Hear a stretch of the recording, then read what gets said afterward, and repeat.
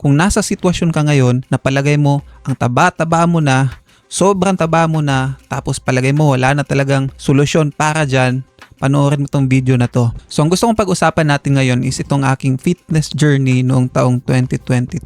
Basahin natin tong Facebook post na nasa page ko or nasa profile ko. Nilock ko siya kasi ipopost ko siya dito sa kaka-join ko lang dito itong group na to, Calorie Deficit Group PH. So ito talaga yung topic natin ngayon, calorie deficit. And mostly, it will evolve around my story nung year 2022 nung sobrang tumaba ako and then I learned about calorie deficit. So basahin natin yung post na ginawa ko. First, let's look at my photo right here. Let's look at this first.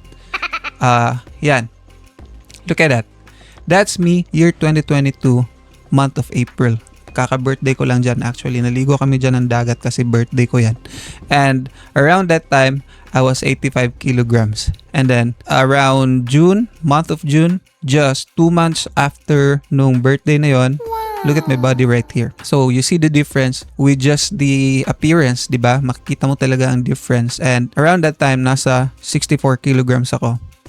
And then, right now, that's my body right now, present. I am at around 72 to 74 kilograms right now. Ito din, tingnan nyo to. Kung di nyo alam kung ano yan, basahin natin tong post na ginawa ko. Sige.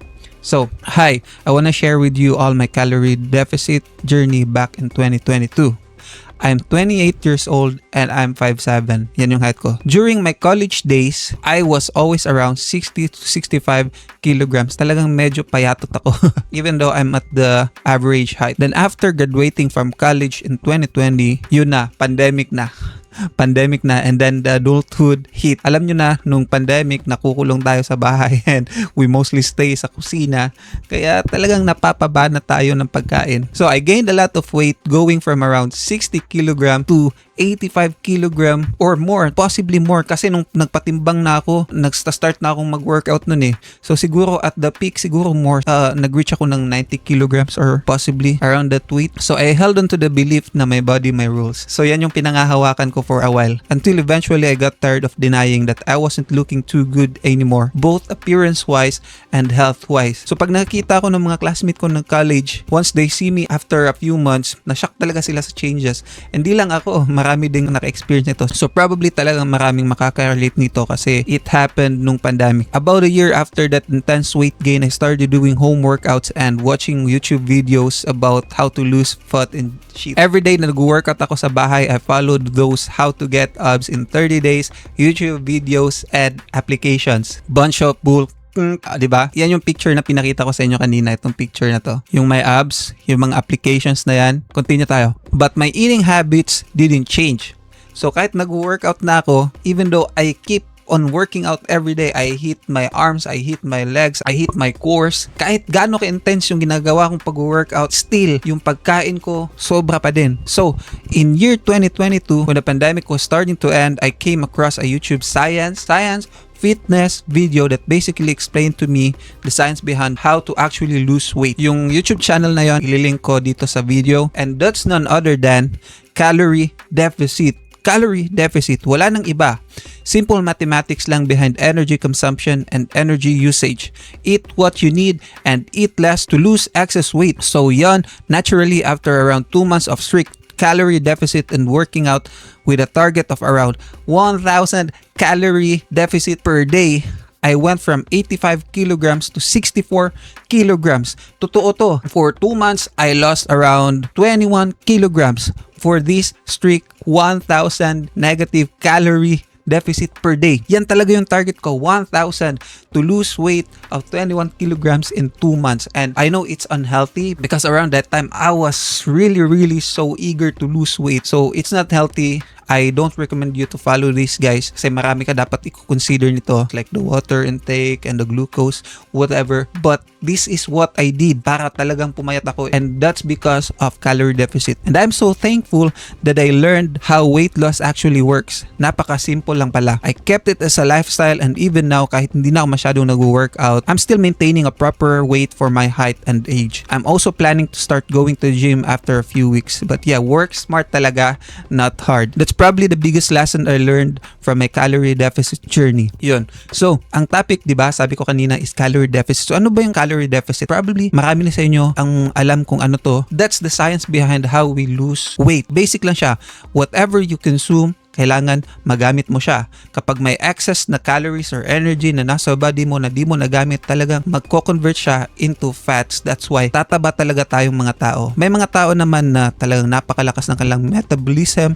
Tulad nung nasa college pa ako, kahit anong kain, talagang ang hirap tumaba. Nung pandemic, nung naging adult na, sobra na yung pagkain ko and wala na masyadong ginagawa. Yun, talagang lumobo ako from 60 kilograms to 85 kilograms.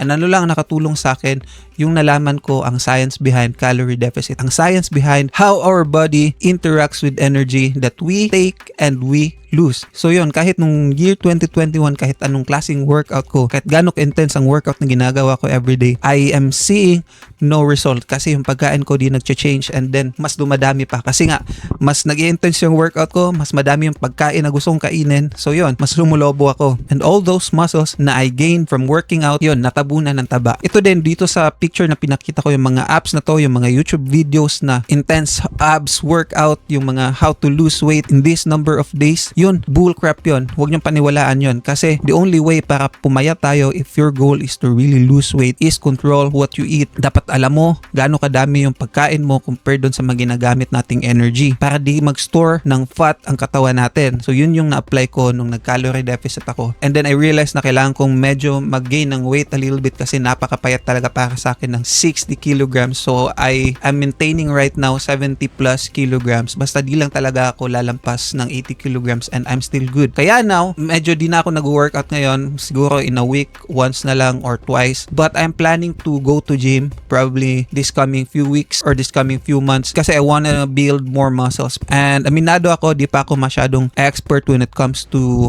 nutrients, yung mga pagkain na talagang ito healthy to, ito macros, ito maraming protein to. Di pa ako expert pagdating dyan. Malalearn ko yan once I go to the gym na and learn and study about it more. But right now, ang gusto kong ibahagi sa inyo is itong aking calorie deficit journey. So that's basically what happened. So yun, kaya ako pumayat. Hopefully na-understand nyo. Sa mga nagsastruggle sa weight nyo dyan, mag-start muna kayo sa calorie deficit. Huwag muna kayong super intense hitting the target. Kung talagang napakalaki ng belly nyo and then gusto nyo, yan yung pinakaunang pumayat, you cannot hit that. There is no way to heat the fat in your body. Talagang lahat ng excess fats ng katawan mo, liliit all together or step by step, depende sa katawan mo. But eventually, every excess fats in your body will lessen kapag nagagamit siya ng katawan natin. So, dapat we count our calories. So, happy talaga ako na may mga kanta ng ganun, no? Kasi yung calorie deficit. Matagal ko na preach to sa mga kakilala ko dati. Mag-calorie deficit ka, but ayaw nila maniwala. It's like calorie deficit to them is just another learning na di naman mag-work. But honestly, there's no other way. Lahat ng ways ngayon para magpapayat, yung mga iniinom, yung mga ini-intake para pumayat, even going to gyms to work out, those are still calorie deficit. Lahat ng nagagamit natin, lahat ng nababawas sa atin na energy or excess fats, lahat na yon basically are calorie deficits. So there's no other way para magpapayat. That's to watch out our calories that we take and we use. So it's about deficit. Yung sa akin, napasobra nga lang 1,000 calorie deficit every day. So yun, talagang biglaan. In 2 months, pumayat ako. And honestly, may naramdaman ba akong side effects dun sa ginawa ko? Actually, wala naman. So fortunately, wala naman akong side effects na naramdaman. Actually, talagang mas na-feel kong napakagaan ng katawan ko and I am so happy for that. After nun, mga 1 year after, nag-start na din ako mag-run but I stopped right now. Hindi na ako tumatakbo masyado. So hopefully, may na-learn kayo sa video na to and hopefully na-inspire kayo for anyone who are struggling and for anyone na napaka-super fit ngayon. Alam ko nakaka-relate kayo dito. Possibly, may iba din dyan na nagdi-disagree sa akin. And honestly, kapag talagang alam nyo, there's no way na magdi-disagree kayo sa calorie deficit. This is really for real. This is the only way. This is the science behind it all. So that's the video all about actually. Sana ma-accept na yung post ko dun sa calorie deficit group PH, kakasali ko lang. And then sana marami pang makakita ng aking calorie deficit journey. So once again, let's look at my body. Year 2022, April June 2022. By the way, if you think that this is AI generated, yes, the background is AI generated. Change ko yung background, but look at the body. That's me, year 2022. It's not so muscle-like. It's not like napakalakas tingnan, but I'm so proud of that. But right now, I'm maintaining things. Anyway, magkita-kita ulit tayo sa susunod na video, and mag-subscribe kayo dito sa channel and ring your notification bell, and then see you guys.